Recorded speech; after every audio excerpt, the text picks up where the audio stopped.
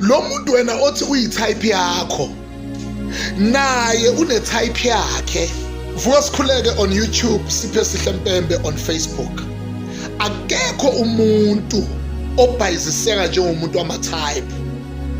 Lalela, uhlalele udoti ngoba uthi lo muntu uyi-type yakho. Awungizwa. Lo muntu wena othi uyi-type yakho naye une-type yakhe, and guess what? I-type yakhe akusikona wena. Nalo une-type yakhe naye une-type Ama-type ngama-type. Ake ngidle ukherothi mshana.